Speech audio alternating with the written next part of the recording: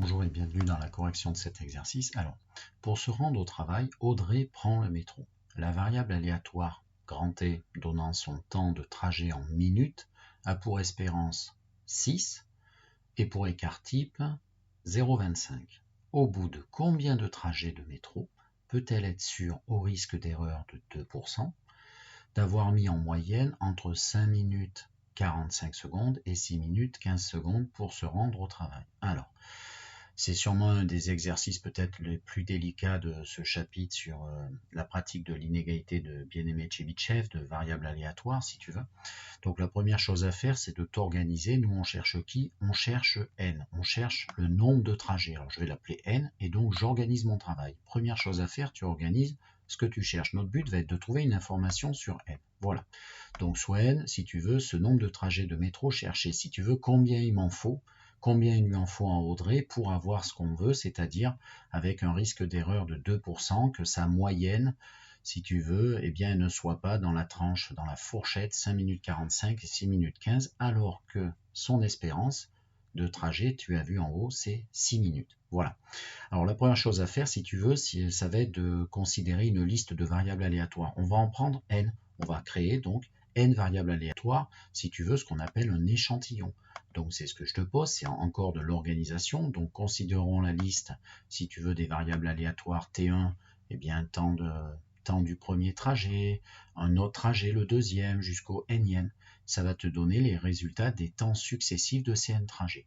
Ça s'appelle un échantillon. Donc c'est un échantillon, on en prend un échantillon de n, d'accord? Justement, notre variable inconnue sur laquelle on cherche des informations. Et donc tu dois savoir que ces n variables, si tu veux, elles ont toutes la même espérance que ta variable t, et elles ont la même variance, ou la même écart type. Donc là, moi, tu vois, je t'ai calculé la variance. Alors je te rappelle que la variance, c'est l'écart type de la variable au carré, d'accord? Et donc 0,25 au carré, si tu veux 0,25 c'est un quart fois un quart au carré, ça fait un 16e. Pourquoi j'ai calculé cette variance, malgré qu'on me donnait l'écart type, si tu veux? C'est parce que dans cette inégalité de concentration, ou plutôt c'est un cas particulier, si tu veux, pour la variable moyenne de l'inégalité de Bien-Aimé-Tchebychev, on a besoin de la variance. C'est pour ça que j'ai anticipé, j'ai commencé à faire cela. Si tu ne l'as pas fait, c'est pas grave. Et du coup, nous, ce qui nous intéresse, regarde mon laser en haut, c'est justement de s'intéresser à la moyenne. Et donc, on va s'intéresser, si tu veux, sur ces n variables aléatoires à leur moyenne. Donc, on va devoir créer la variable moyenne de cet échantillon. Ça, c'est systématique, d'accord? Voilà, donc c'est ce que je fais. Je m'organise et donc je crée la variable moyenne que j'appelle, disons, grand M, classique. Voilà, donc soit grand M, la variable moyenne de cet échantillon, et c'est maintenant qu'il va falloir essayer de traduire ce qu'il y a ici en français, là, avec mon laser, là, regarde sur ces deux lignes, il va falloir essayer de le traduire avec justement cette moyenne, d'accord? Donc nous, on cherche quoi? On cherche n afin que cette moyenne, si tu veux, elle reste entre 5 minutes 45 secondes et 6 minutes 15. Mais on veut que ce soit dans cette fourchette de temps. Attention, au risque d'erreur de 2%, d'être à l'extérieur, donc à l'intérieur de plus de 98%, si tu veux. Et c'est ce que je t'affiche, si tu veux, c'est mon premier type d'élève, parce qu'en fait, on peut voir le problème sous deux angles. Et donc, moi, je vais te proposer les deux versions, mais bien sûr, il y en a une que je préfère, parce que tout simplement, ça permet d'aller plus vite. Donc ça, c'est la version 1, si tu veux, qui paraît la plus cohérente. En gros, on veut que 98% des résultats de cette moyenne soient dans cette fourchette de temps. C'est l'élève 1. L'élève 2, lui, il peut se dire, moi, je peux chercher autre chose, c'est d'être à l'extérieur de cette fourchette de temps, c'est-à-dire soit avant, soit après, avec, du coup, attention, moins de 2%, ce qu'on appelle le risque d'erreur. Voilà. Donc en fait, on a deux types d'élèves. Alors moi, tu vas voir ce que je vais faire, je vais choisir l'élève 2 en priorité. Pourquoi? Tu verras, c'est qu'en fait, le petit calcul avec l'inégalité de Bien-Aimé-Tchebychev dans ce cas-là, il est un petit peu plus rapide. Maintenant, si tu bricoles un petit peu avec les inégalités, tu verras que l'élève 1, il va y arriver tout pareil. À toi de voir, il faut que tu maîtrises l'un ou l'autre. C'est le même raisonnement, donc on attend deux types d'élèves ici. Je te fais remarquer quelque chose qui a son importance, c'est que 15 secondes, tu remarques, ton espérance, elle est de 6, et on a 5 minutes 45 secondes et 6 minutes 15 secondes. En fait, c'est à 15 secondes avant et après. Et 15 secondes, eh bien justement, c'est un quart de minute, c'est-à-dire 0,25 minutes, ce que je t'affiche. Ça va peut-être jouer un rôle, à toi de voir, parce que ce 0,25 d'ailleurs, c'est un des cas particuliers, c'est un écart type. Bon, on va continuer, on va appliquer notre inégalité de bien-aimé de Chebyshev. Peut-être pas tout de suite, on y va. Donc avant ça, je te rappelle quand même quelque chose que j'ai besoin, c'est je vais avoir besoin pour appliquer cette inégalité, si tu veux, d'avoir l'espérance et la variance de cette variable moyenne. Donc si tu as un échantillon, bon c'est la lettre X, nous c'est la lettre T, ce n'est qu'un détail, et bien si tu veux la variable moyenne qui consiste à faire bien la somme, si tu veux la variable somme divisée par le nombre de variables, et bien son espérance, elle est exactement comme ici l'espérance si tu veux, de ta variable de départ, c'est-à-dire nous t, et ta variance, attention, elle est égale à la variance de ta variable t, mais divisée par n, la taille de ton échantillon, si tu veux. Donc tu vas y faire attention, et du coup, ce que je te propose, comme je vais en avoir besoin pour cette inégalité, je vais calculer en premier l'espérance de ma moyenne et la variance de ma moyenne. Donc l'espérance de ma moyenne, c'est très vite vu, c'est égal à... l'autre c'était 6, hein. L'espérance de t c'était 6, donc l'espérance de ma moyenne c'est 6. Par contre la variance de ma moyenne, attention ce que je t'affiche, eh bien la variance de ma moyenne c'est la variance de t comme tu peux voir divisé par n. Et la variance de t c'était 1/16e, donc 1/16e divisé par n, ça fait 1 sur 16n. Alors maintenant, je te propose de visualiser également un petit peu ce qu'on cherche nous. D'accord? Nous, on cherche à avoir une certaine probabilité, proportion dans une fourchette ou à l'extérieur. Donc, je te propose de faire un dessin si tu ne l'as pas déjà compris. Je te l'affiche.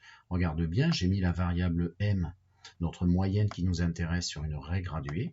Et du coup, ben voilà, j'ai indiqué, comme par hasard, l'espérance de m qu'on vient de calculer qui vaut 6. D'accord?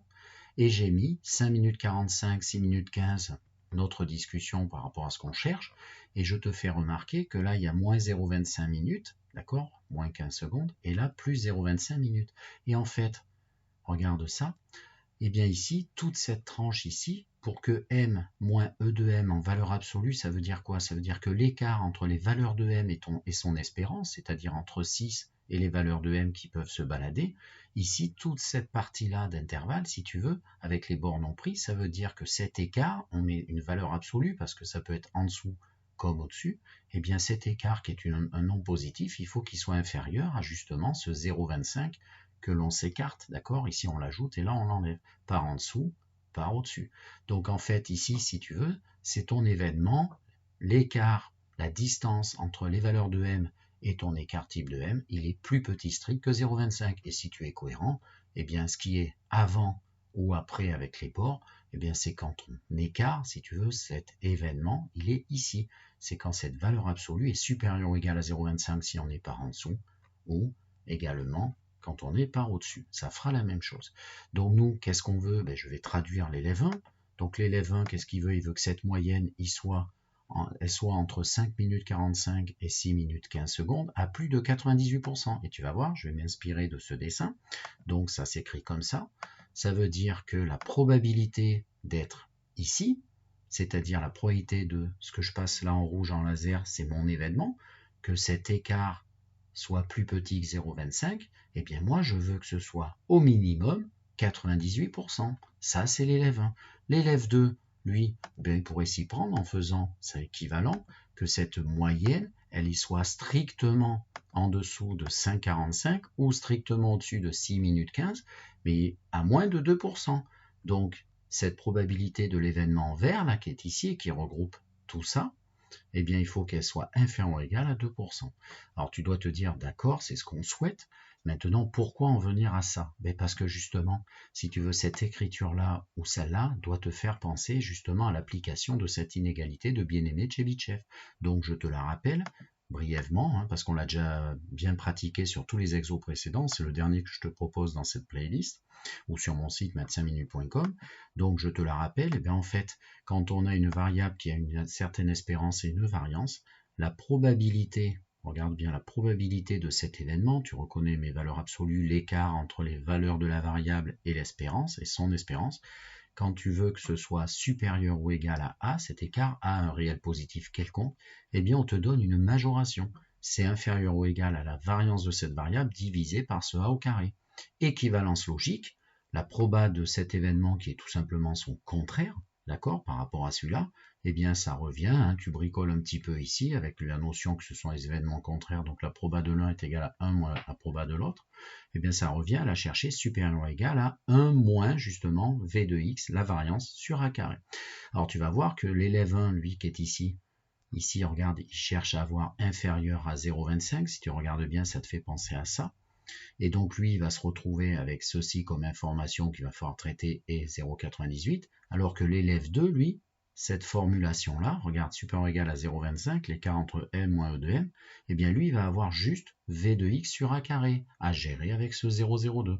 Ben moi, tu sais quoi, je vais gérer l'élève 2, mais je vais te montrer après, reste bien jusqu'à la fin, qu'en fait, les deux peuvent y arriver. C'est qu'une histoire de petite vitesse, mais ce qui compte, c'est d'en faire au moins une.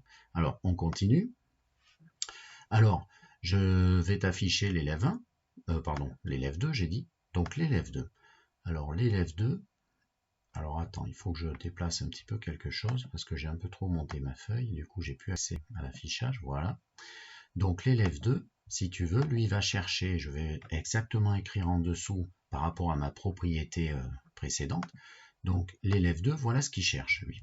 Il cherche à ce que cette proba, d'accord, ça c'est ta formulation de l'inégalité de Benemet-Chebyshev, et lui il veut ça. Il veut quoi? Il veut que la proba de m moins e de m en valeur absolue soit supérieure ou égale à 0,25. Eh bien regarde, supérieur ou égal à 0,25, c'est-à-dire que a fait 0,25, je l'ai mis en couleur marron. Et donc, qu'est-ce que ça nous donne comme information? Eh bien cette proba, elle est inférieure ou égale à, on s'adapte, hein, c'est pas x mais m, à v de m, je te rappelle qu'il valait 1 sur 16n, divisé par 0,25 carré.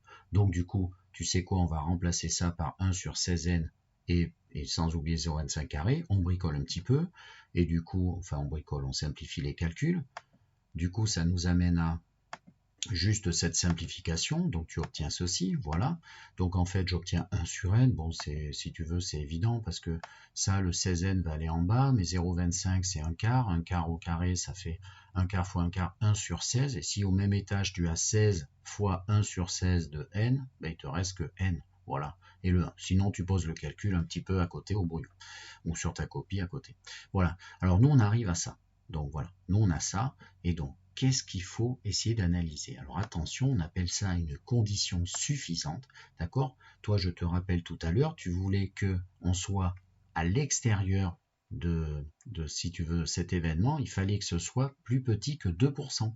Je te rappelle, hein, on est dans ce cas-là d'élève 2, hein, tu regardes la vidéo, tu la décales un petit peu dans le temps, mais il nous fallait que cette probabilité-là, là on te dit qu'elle est inférieure ou égale à 1 sur n, il fallait qu'elle soit inférieure ou égale à 2%. D'accord? Et du coup, si on veut que ce soit inférieur ou égal à 2%, comme nous, ici, on a cette proba, voilà ce qu'on veut, et nous, voilà ce que nous dit cette inégalité de Benemet-Chebyshev.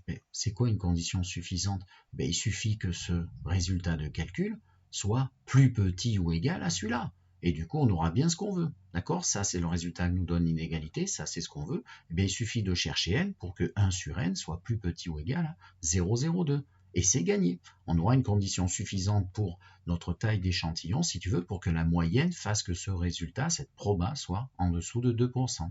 Donc, on va finir, parce que 1 sur n à résoudre inférieur ou égal à 0,02, c'est pas très compliqué. On prend l'inverse de chaque membre, donc j'inverse, donc à gauche ça va donner n, et à droite, eh bien ça veut dire que n doit dépasser, attention ça change l'ordre de prendre l'inverse, 1 sur 0,02 ou l'inverse de 0,02, et 1 sur 0,02 ça fait 50, voilà, donc ça veut dire que n doit dépasser 50, ça veut dire quoi ça en français?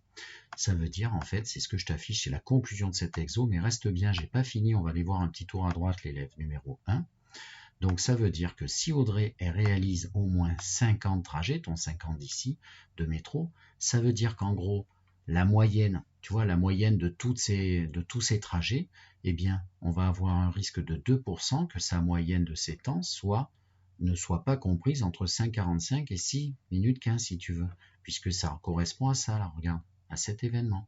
Voilà. Alors, si on a un risque de 2% d'être à l'extérieur, c'est qu'on a au moins 98%, si tu veux, que la moyenne, au bout de ces 50 trajets, la moyenne, elle sera à 98%, si tu veux, dans cette fourchette de temps. Voilà ce que te permet de faire cet exercice. Alors, ne partons pas, regardons en haut à droite l'élève 2. Alors, l'élève 2, je vais juste mettre le début, parce que la fin est exactement similaire.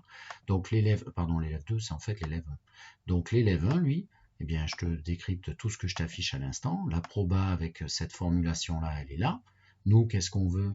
On veut que la proba de cet événement, c'est-à-dire qu'on soit très proche, est inférieure à 0,25, d'accord? Eh bien, attention, regarde bien, c'est 1 moins V de M sur 0,25 au carré. Ça, je te rappelle, c'était 1 sur N. Et donc, il faut que cette proba soit supérieure ou égale à ça. Et nous, on voulait, nous, ce qu'on voulait, c'était que la proba que les valeurs soient, si tu veux, dans la fourchette 5 minutes 45 et 6 minutes 15, on voulait que ce soit supérieur à 0,98. Donc, qu'est-ce qu'il faut? Il faut que ceci soit supérieur ou égal à cela. C'est une condition suffisante. Et du coup, on est amené à résoudre cela. Et du coup, tu vois, si tu enlèves 0,98 à droite comme à gauche, tu obtiens 0,02 est plus grand. Là, tu ajoutes 1 sur n à gauche ou alors tu fais passer de côté. Ça fait 1 sur n plus petit ou égal à 0,02. Et te voilà arrivé comme l'élève numéro 2. Voilà, la fin est exactement pareille. J'espère que ça t'a plu et puis que ça te permettra de mieux comprendre ce type d'exercice un peu plus délicat. Allez, au revoir.